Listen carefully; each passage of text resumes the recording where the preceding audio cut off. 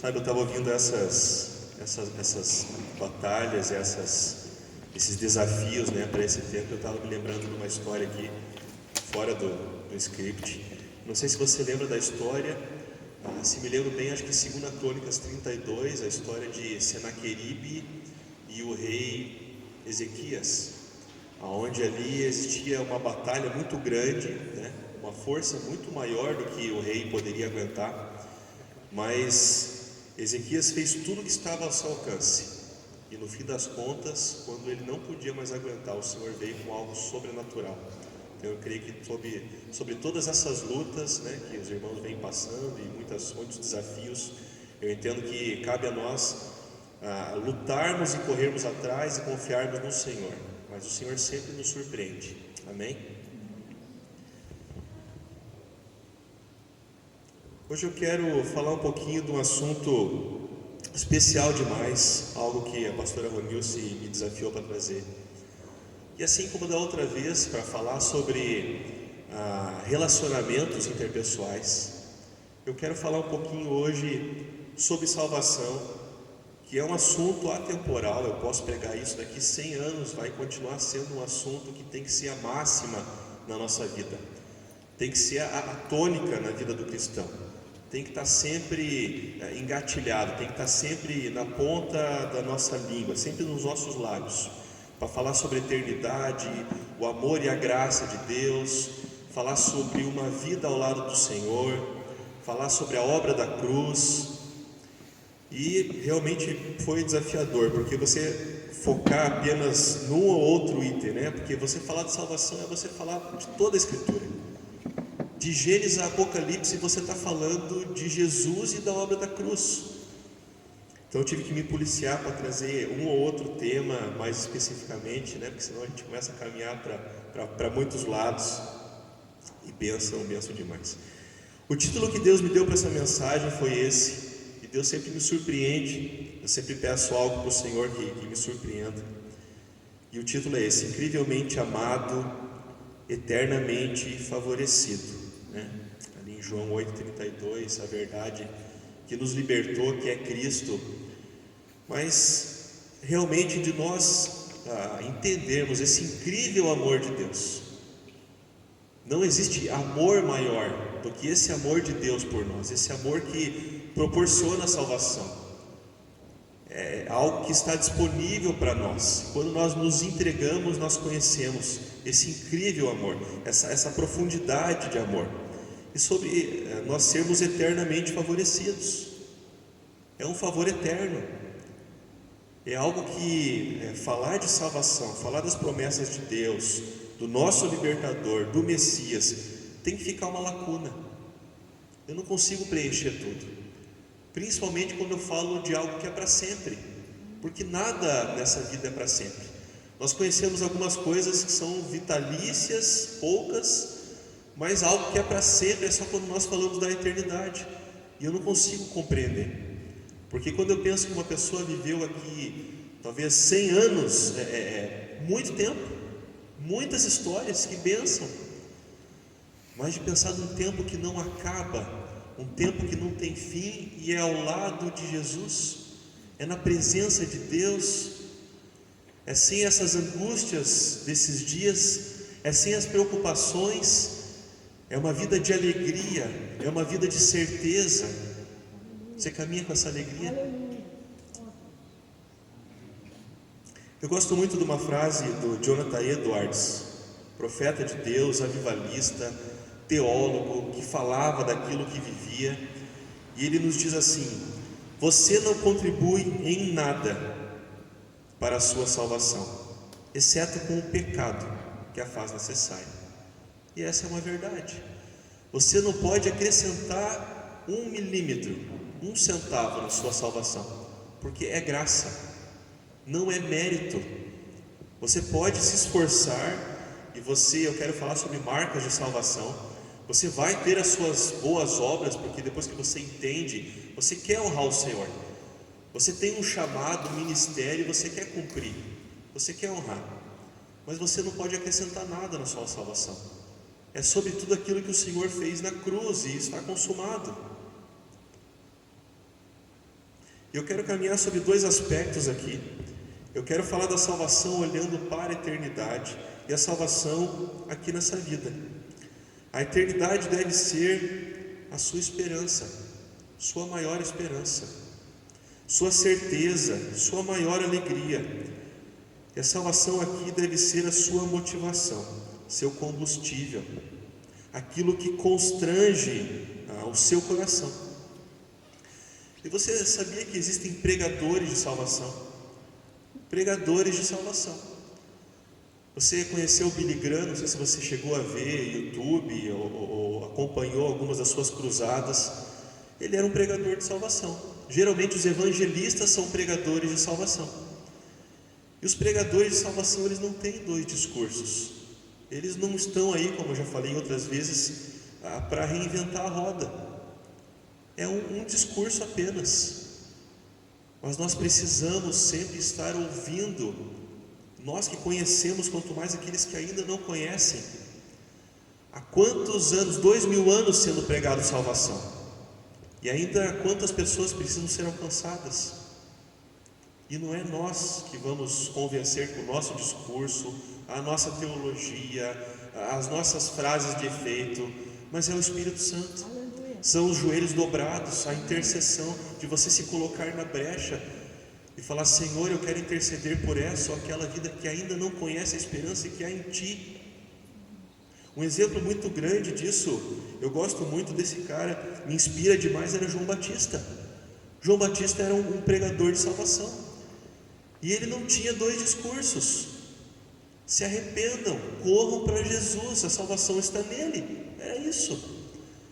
Um cara que se preparou durante muito tempo, seu ministério foi muito curto e ele entendeu, tanto que ele perde a sua cabeça, para que o verdadeiro cabeça, o cabeça da igreja, do corpo de Cristo, o noivo, entre em ação, e ele se dispõe a isso.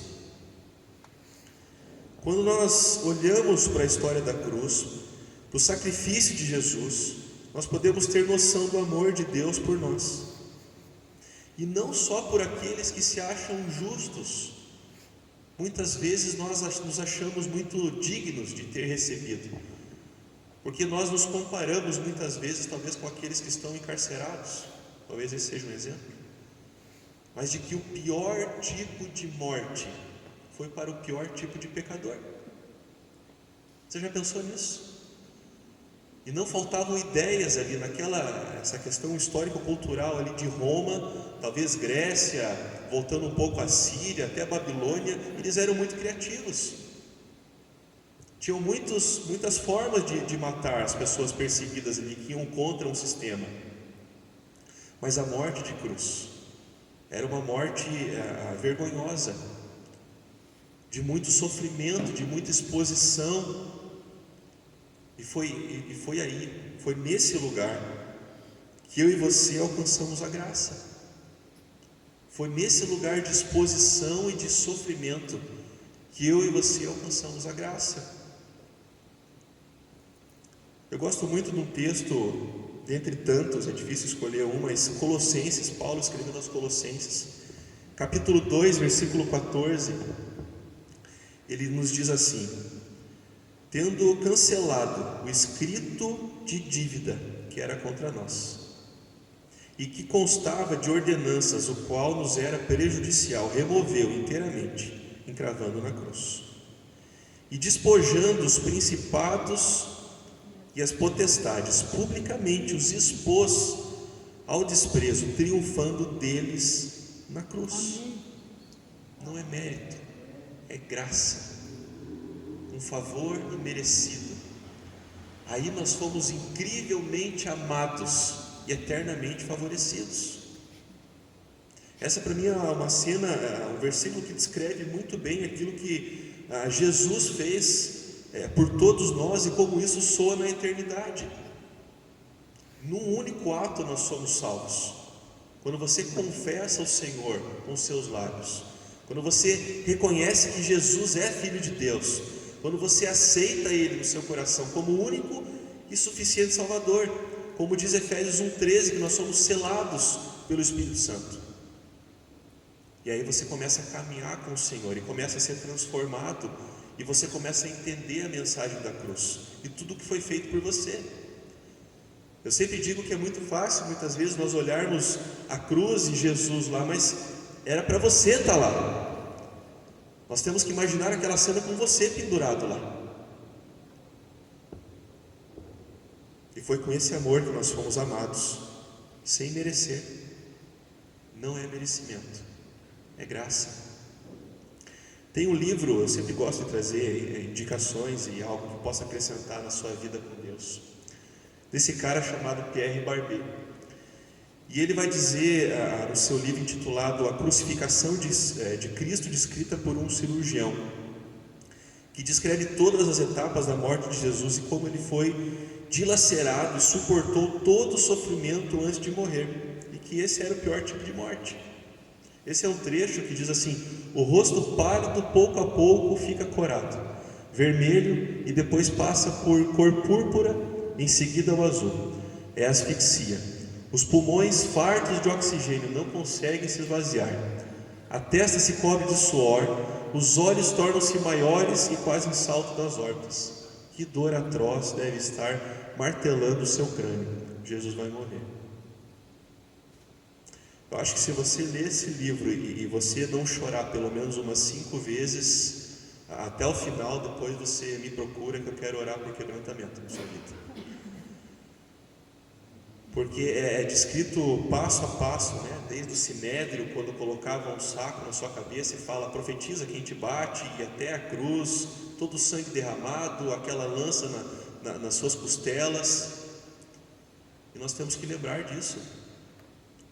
Não é só um evangelho da graça, barato, mas é um evangelho que custou tudo, até a última gota de sangue. E nós temos que saber disso, nós temos que falar sobre isso. Agora, entre tantas promessas de Deus para nós, existe uma promessa que você jamais pode esquecer.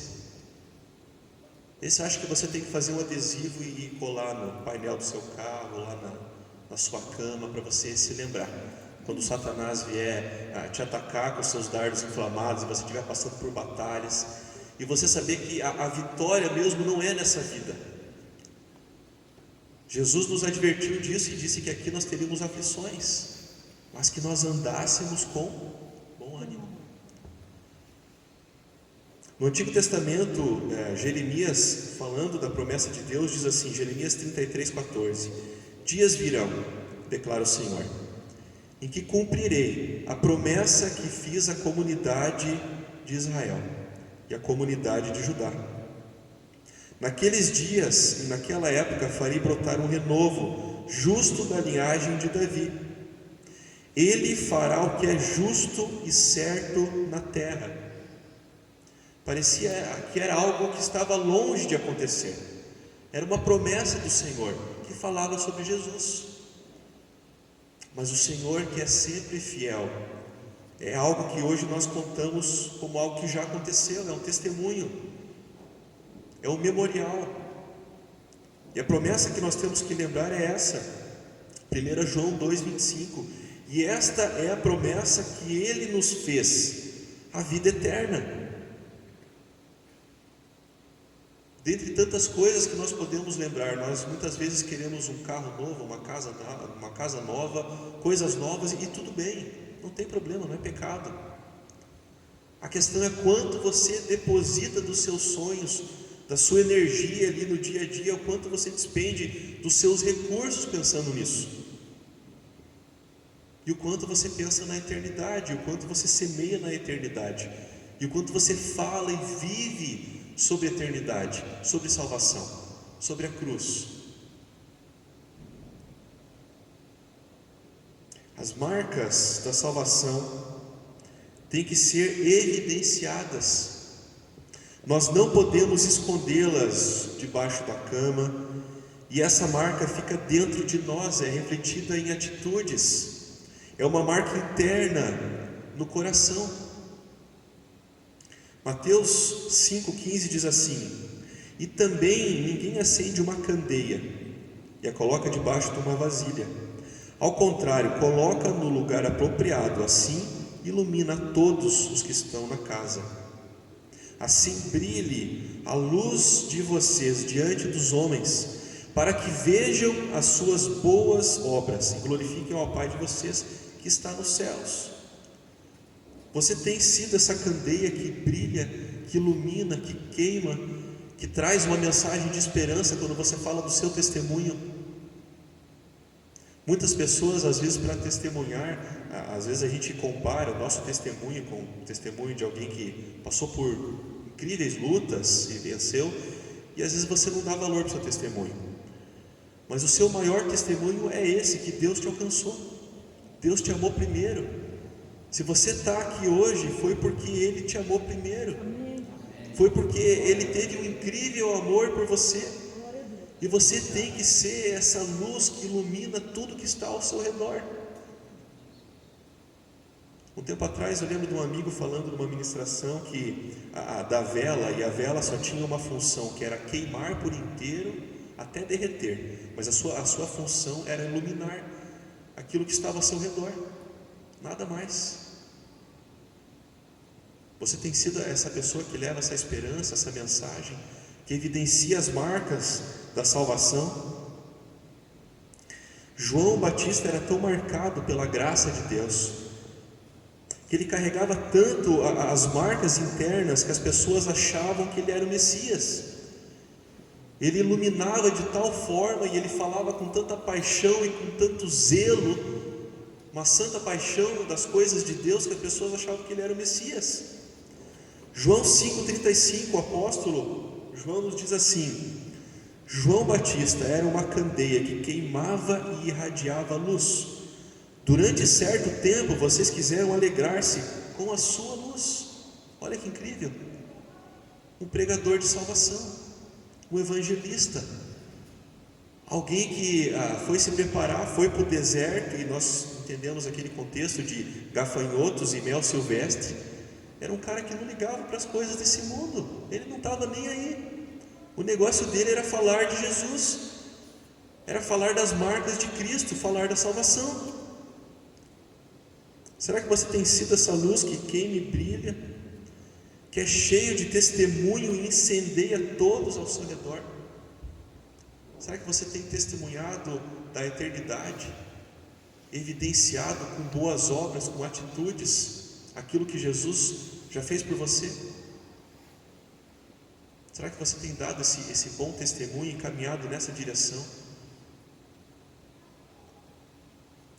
Outro exemplo que eu acho incrível, do profeta Ezequiel, sobre marcas de salvação, que está no Antigo Testamento, mas que fala de alguém que era um amigo de Deus e que carregava as marcas e que falava daquilo que sentia, daquilo que vivia. Eu gosto muito de falar da vida dos profetas que falam do coração de Deus, da boca de Deus, que falam aquilo que tem vivido com Deus, que sempre, como meu pai na fé falava, estão sempre no pé da montanha, ouvindo, preocupados com o coração de Deus, aquilo que Deus tem para dizer, e que carregam uma mensagem que vivem. E é assim que nós temos que ser. Nós temos que falar das coisas que nós vivemos, não que nós ouvimos falar. É muito legal você compartilhar histórias, mas qual é a sua história com Deus? Estávamos lá no celebrando, e essa é mais uma página, é mais uma história. Um momento de entrega, um momento de imersão na palavra, um momento de ser rasgado. O pastor Natal, em certo momento, ilustrou e quebrou um vaso e disse: olha, é isso que o Senhor vai fazer e quer fazer muitas vezes, sabe, de refazer de novo, e não tenha medo. A palavra de Jeremias diz que o Senhor tem os melhores planos para a sua vida, é de você confiar e de você se entregar. Ezequiel 36, 26 e 27 diz assim: darei a vocês um coração novo, e porei um espírito novo em vocês. Tirarei de vocês o coração de pedra, e em troca darei um coração de carne. Porei o meu espírito em vocês, os levarei a agir segundo os meus decretos, e a obedecer fielmente às minhas leis. Ezequiel falava das marcas que tinha com Deus. porque ele teve um coração trocado. Talvez ele tinha um coração de pedra, e ele falava daquilo que vivia. Por isso eu te pergunto de novo, você tem falado daquilo que você tem vivido com o Senhor, das marcas da salvação, das marcas da cruz, da graça de Deus, desse favor imerecido? Você tem compartilhado dessa alegria? Essa tem sido sua maior alegria? Ezequiel falava daquilo que vivia e era usado por Deus assim. Eu gosto muito dessa passagem de Ezequiel, que, parafraseando aqui as escrituras, quando Deus chega para Ezequiel e fala assim: cara, eu vou trazer uma outra página na sua vida, eu vou levar a menina dos seus olhos, eu vou levar a sua esposa. Não chora, não derrama uma lágrima, porque as pessoas vão vir perguntar para você: cara, que luto é esse? O que você tem passado? O que você tem feito?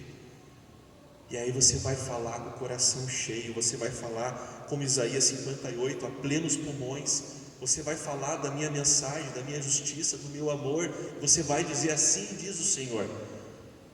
E você vai impartir algo, porque você está falando de algo que você vive, você está impartindo uma mensagem, você não está falando de uma história daquele ou de outro que você ouviu falar, você está falando da sua história com Deus.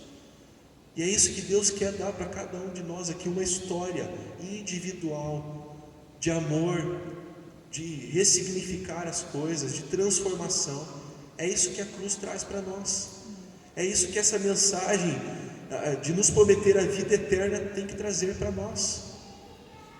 Isso tem que ser o ar como nós respiramos. Ezequiel, o profeta de Deus, que falava com propriedade as coisas de Deus, porque teve o coração trocado e falava daquilo que sabia, de dentro para fora, do que conhecia, do que sentia, porque vivia em comunhão com Deus. Na vez passada, falando de relacionamentos, eu falei sobre um cara chamado Stephen Hill, e eu passei por Nick Cruz, mas acabei não mencionando a história dele. Deus me lembrou dessa vez para mencionar aqui, falando de um cara que teve as marcas da salvação e que evidenciava isso e que foi transformado. Não sei se você conhece a história de Nick Cruz, mas ele foi um adolescente problemático, e os pais dele não deram conta de Nick Cruz, e ele se muda para Nova York em 1950. E nessa época Nova York estava passando por um sério problema de segurança pública. E Nick Cruz tem um envolvimento ali com as gangues, em específico uma gangue chamada Gangue dos Mau-Maus. E ele tinha um espírito de liderança, e ele se envolve com essa gangue e logo se torna chefe dessa gangue. Uma gangue terrível, que mexia com muitas coisas ali ilícitas e andava com os punhais, enfim. E um dia um pregador local chamado David Wilkerson vai até Nick Cruz e faz um convite. Essa cena é maravilhosa, porque mostra os dois novos aqui, e lá na frente David Wilkerson, cabelo branco, e Nick Cruz de frente para nós aqui. E ele diz essa frase para Nick, Jesus te ama. E nesse momento chega até a acontecer uma agressão. Nick Cruz agride David Wilkerson, ele deixa para lá isso, e mesmo assim o convida para ir até um culto, para falar de salvação, para falar do amor de Deus, para falar da cruz. E Nick, com medo de ser chamado de covarde pelos seus amigos ali, aceita o convite e vai até a igreja de David Wilkerson. E aí você adivinha o que aconteceu lá? Jesus pega o coração de Nick, e ali ele entende esse amor, ele entende esse ser incrivelmente amado. E ainda no processo de conversão, ele volta lá para sua gangue e ele diz assim: sabe de uma coisa? Se eu me converti, todos vocês estão convertidos também. A partir de amanhã nós vamos à delegacia tal, delegado tal, e nós vamos entregar lá nossas armas, nossas facas, e vocês estão comigo, né? Talvez girando uma pistola assim, e eles o seguem, mas como Deus é estrategista, e como um homem que entendia da mensagem da cruz, o pastor David Wilkerson fez uma grande história, como esse homem com a sua mensagem impactou um cara que depois veio impactar a muitos. E Nick Cruz depois chega a fazer teologia, vira pastor, e ele, depois de um tempo, ele funda um abrigo para cuidar de crianças, de adolescentes com problemas de drogas e tudo mais. E olha que interessante, alguém que começou lá atrás como um adolescente problemático, passa por todo um trajeto, toda uma história, e aí ele vai novamente cuidar de crianças com problema, de adolescentes com problema. É isso que a mensagem da cruz traz para nós. E Deus tem me falado muito sobre isso, que o nosso ministério, os maiores ministérios, os ministérios mais relevantes, ministérios que alcançam nações, eles nascem, sabe aonde? Na sua maior ferida. Aonde você foi mais ferido, se foi paternidade, se foi identidade, se foi rejeição, porque você sabe daquilo que você está falando. Você foi restaurado por Deus. Nick foi restaurado pela mensagem da cruz, pela salvação, e agora ele pode dar aquilo que ele recebeu da parte do Senhor, e ele começa a cuidar de crianças e começa a impactar vidas, porque ele tem marcas de salvação. 1 João capítulo 1 versículo 9 nos diz assim: se confessarmos os nossos pecados, Ele é fiel e justo para perdoar os nossos pecados e nos purificar de toda injustiça. Você crê nisso? Amém. Não há pecado que o Senhor não possa perdoar, nada.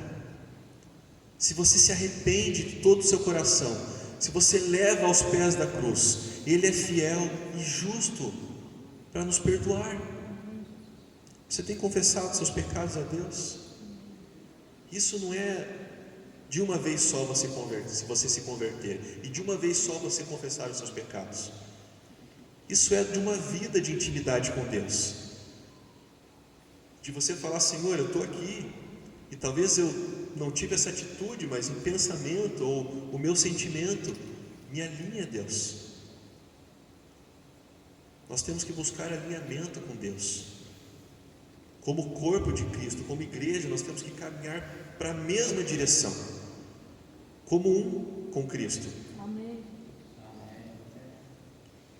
Sabe, se você é convertido de verdade, se você tem as marcas de salvação, algo que você tem que ter profundamente em você é as marcas de arrependimento. O arrependimento, ele tem que fazer parte da vida do cristão. Você lembra de Davi? Alguém que fez coisas terríveis, mas ele era um cara arrependido. Eu nunca vi Davi correndo do Senhor, mas sempre que ele fazia algo errado, ele corria para o Senhor. Ele falava: Senhor, eis-me aqui. Eu sei que os homens são maus, ruins, mas eu conheço a tua justiça, a tua retidão, o teu amor. E um cara que me traz muito exemplo de arrependimento e de profundo arrependimento nas Escrituras, porque é um arrependimento que não é só de boca, não é aquele arrependimento de Mateus 15:8, quando Jesus está parafraseando Isaías 29:13, que ele fala de um povo que ama de lábios, está longe do coração. É um arrependimento que traz restituição. Você lembra da história de Zaqueu? Zaqueu teve curiosidade e subiu naquela árvore, e quando Jesus, passando por ali, olha para ele, ele fala: Zaqueu, me convém ter contigo hoje na tua casa. Nós vamos bater um papo aí.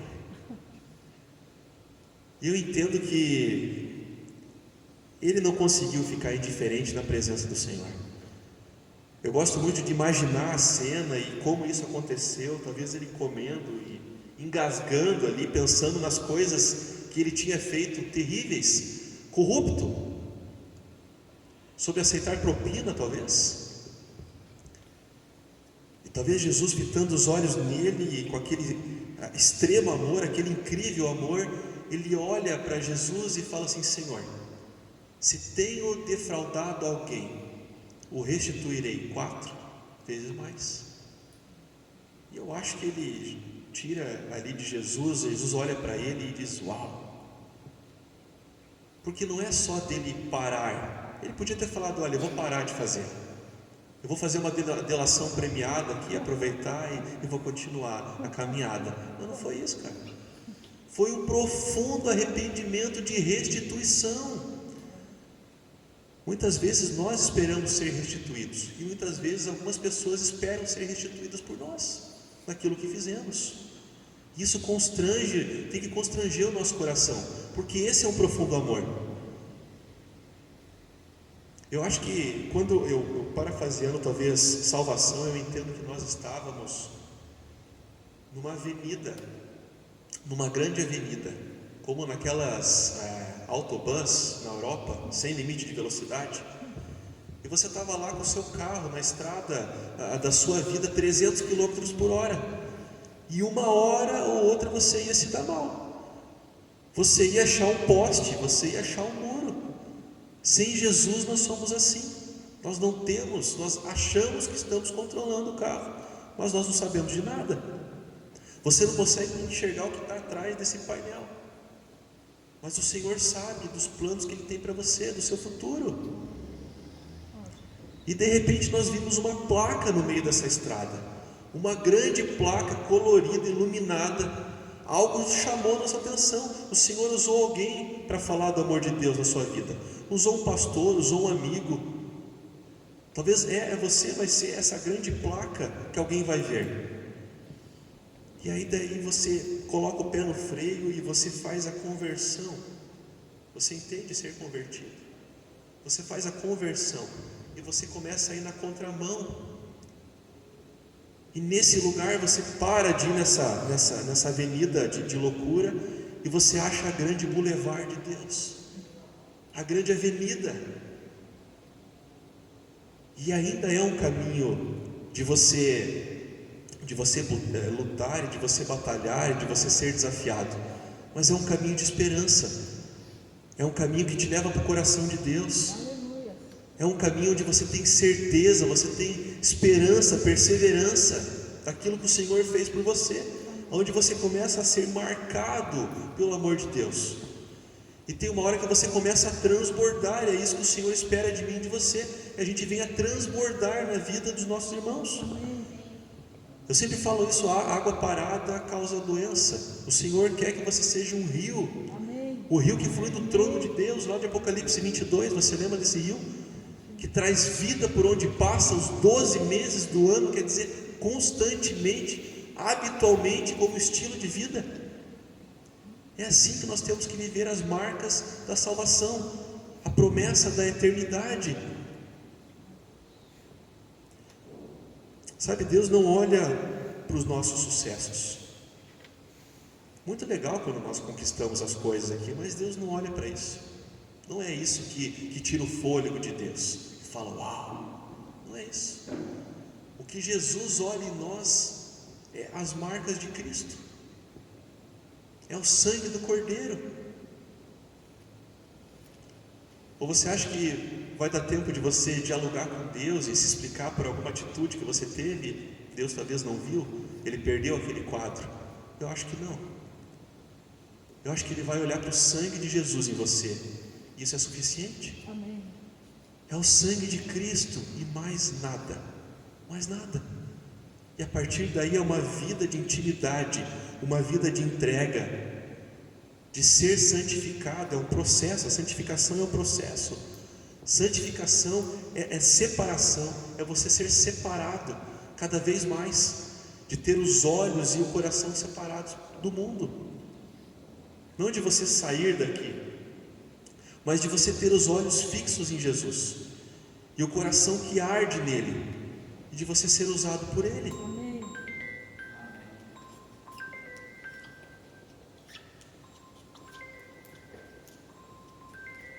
1 Coríntios capítulo 6, versículo 17 diz assim: Paulo nos diz: mas aquele que se une ao Senhor é um espírito com Ele. E alguém que eu tenho por exemplo muito grande disso, está lá em Gênesis 24, um dos meus versículos favoritos da palavra, que fala a história novamente de um amigo de Deus, um profeta de Deus, que foi Enoque. Gênesis ali não deixa claro que ele era um profeta, mas quando você vai no penúltimo livro, quando você vai lá em Judas, você vê que ali diz: e desses profetizava Enoque, o sétimo depois de Adão, e ele falava da justiça e do juízo de Deus. Enoque era um cara que era um só com o Senhor, era um espírito com o Senhor. Eu entendo da vida de Enoque porque Gênesis 5:24 diz que andava Enoque com Deus e já não era mais, porque Deus o tomou para si. E essa questão de Deus o ter tomado para si me surpreende, mas essa questão do já não era mais me desafia muito, porque não pode mais ser você. As pessoas têm que olhar e enxergar Cristo. Eu entendo que Enoque estava lá vivendo, caminhando e dizendo: Senhor, vamos trabalhar, eu vou trabalhar, Senhor, vem comigo. Agora eu vou voltar para casa, Deus, vem com a tua presença, cuida de mim, esteja comigo, me separa do mundo, eu não quero estar aqui. E um dia Enoque, nos seus convites ali vivendo, o Senhor falou: não, já chega, 365 anos eu acho que tá legal já. Eu consigo mais me ver em você do que ver você, vem para cá. E Enoque foi muito feliz, porque ele não passa pela morte, mas ele era um só com o Senhor. Amós 3:3 vai nos dizer isso: de certo não andarão dois juntos se não estiverem de acordo. Agora você acha que é Deus que tem que estar de acordo com você? Acha mesmo? Eu acho que Enoque estava de acordo com Deus em todo o tempo. Ele tinha as marcas profundas do amor de Deus. Ele evidenciava isso. Algo que está, sem querer me estender aqui fora do script, mas eu lembro quando meu pai na fé, no seu enterro, e uma pessoa muito especial, um amigo dele, deu uma palavra, e ele falou sobre a profissão do prateiro, que mexe com prata. E ele falava sobre aquele prateiro que está fazendo uma obra de arte, e ele fica ali polindo, e ele sabe quando aquela obra está boa, quando aquilo finalizou, terminou, é quando ele olha para aquela prata, ele consegue se ver nela. E é assim que Deus quer, que ele olhe para nós, ele consiga se ver em nós, como Enoque, um amigo de Deus. Eu estava vendo esses dias algo, talvez você viu também na internet, um videozinho que me chamou a atenção sobre você constranger com as suas atitudes, constranger em amor, sobre você impactar uma vida e encorajá-la a fazer a mesma coisa. Era um cara que estava na beirada do semáforo pedindo esmolas, e ele estava lá com muletas muito velhas, e alguém chega com muletas novas dentro do plástico e coloca ali. Ele não queria nem ser visto, mas aquele homem olha para trás e ele quer pegar nos pés daquele moço ali para agradecer, e ele diz como: não precisa, está tudo certo. Mas aí ele ajuda a tirar aquelas muletas do plástico, e ele fica em pé, e ele está muito contente com aquelas muletas novas.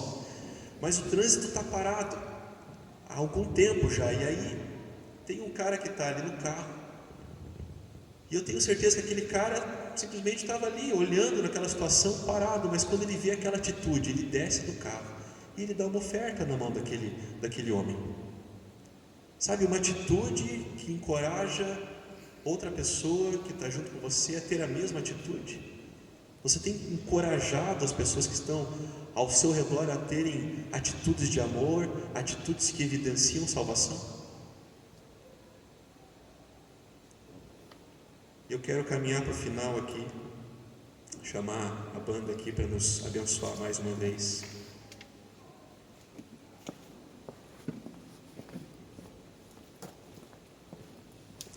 Alguém que, quando eu olho para a palavra, também que carregava as marcas de salvação.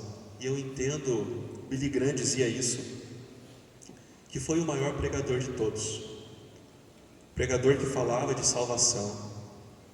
E que interessante, ele não teve uma colheita de milhões de almas, mas ele foi perseverante na sua mensagem. E esse cara foi Noé, e ele foi vitorioso em Deus. Sabe por quê? Porque toda a sua família estava lá dentro da arca. E muitos de nós carregam essa luta de falarmos, pai, mãe, filhos, irmãos, parentes, sobre o amor de Deus. É por isso que eu olho para a vida de Noé e vejo como esse cara foi perseverante. Ele me inspira demais a continuar falando da eternidade. Você consegue se imaginar naquele cenário construindo um barco? Olha que loucura, nunca havia chovido. Que coisa é essa? Mais de 100 anos martelando, pregando, passando betume, cortando madeira, falando de algo que eu não sei, eu não vi, nunca ninguém viu. Nunca se canse de falar de salvação. Nunca desista de falar de salvação. Nunca se esqueça das promessas de Deus a respeito da vida eterna. Seja perseverante e caminhe nessa direção. O Senhor conta com você. A palavra fala que quando existe uma alma que se converte, a festa nos céus. E aí talvez nós imaginamos uma festa aqui, porque esse é nosso padrão, mas consegue imaginar uma festa nos céus? De uma alma que iria para o inferno, e de repente ele conhece o amor de Deus. Você pode ficar de pé no seu lugar? Inclina sua cabeça. Vamos ter um minuto aqui de meditar nisso e fecha seus olhos. A palavra de Romanos 8:1 diz assim: portanto, agora já não há condenação para os que estão em Cristo Jesus, porque por meio de Cristo Jesus, a lei do Espírito de vida me libertou da lei do pecado e da morte. Eu quero lembrar uma história, 1863, Estados Unidos, e o presidente era Abraham Lincoln. E ele assinou lá um decreto, uma lei sobre a abolição dos escravos, da escravatura. E eram 4 milhões de pessoas naquela situação. A questão é que quando ele assina, entenda isso, quando ele assina, os que estavam próximos dele conheceram aquele documento. Mas durante 3 anos, muitas pessoas continuaram escravas, porque não tiveram acesso a esse documento. Ninguém falou para elas que elas estavam libertas, que elas estavam livres, que nada mais as condenava, que elas não tinham dívida alguma. E aí você tem que pegar essa história e trazer essa história para o Evangelho.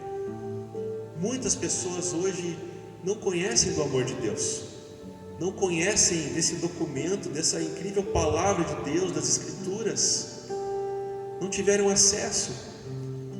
Elas não sabem que há 2000 anos atrás alguém pagou tudo. Está tudo pago, está tudo certo. É graça, é o amor de Deus, e Deus conta comigo e com você. Quão formosos são os pés daqueles que anunciam. Sobre os montes, nós líamos no PGM essa semana passada, ou em casa ainda. Isso diz lá em Romanos 10, mas Isaías 52:7, quão formosos sobre os montes. E Deus me falava sobre os montes, muito daqueles que procuram, buscam intimidade com Deus, permanecem um tempo no secreto com Deus, são encharcados pela sua presença. E aí sim, saem desse lugar, saem dessa caverna e vão anunciar as boas novas. E ali existe uma grande colheita no Senhor.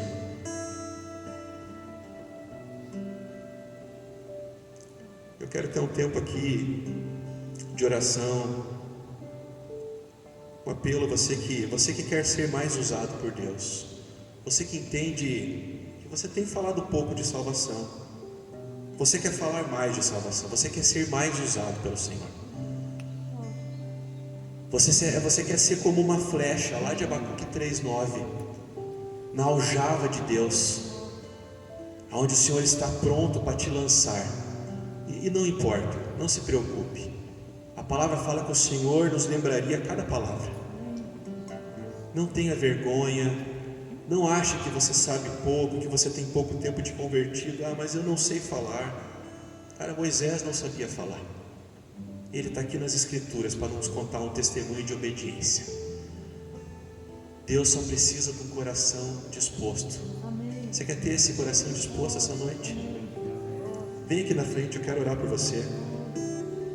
Quero orar por corações dispostos, para que Deus capacite, para que Deus encoraje, para que Deus dê um novo tempo, para que Deus use os seus lábios, para que Deus use a sua vida para falar de salvação, para que você venha honrar aquilo que o Senhor fez por mim e por você, que é impagável.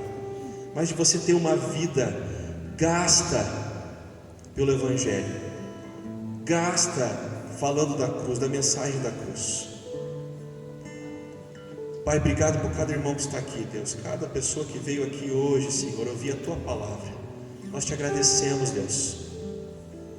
Obrigado, Senhor, pela Tua porção que nos alcança de amor, Senhor, de sermos incrivelmente amados, Deus, e eternamente favorecidos.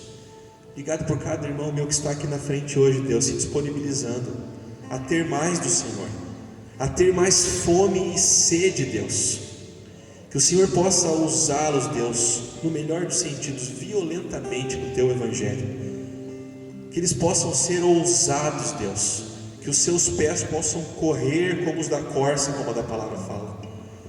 Correr como a corça, Deus, na Tua direção, Senhor, falando do Teu amor, falando da transformação em Cristo. Que eles possam ter os seus nomes, Deus, escritos como aqueles valentes de Davi, Deus, que durante um tempo, na presença do verdadeiro rei, saíram dali capacitados, habilidosos, e atiravam flechas com as 2 mãos, ambidestros, porque o Senhor os capacitou, Deus.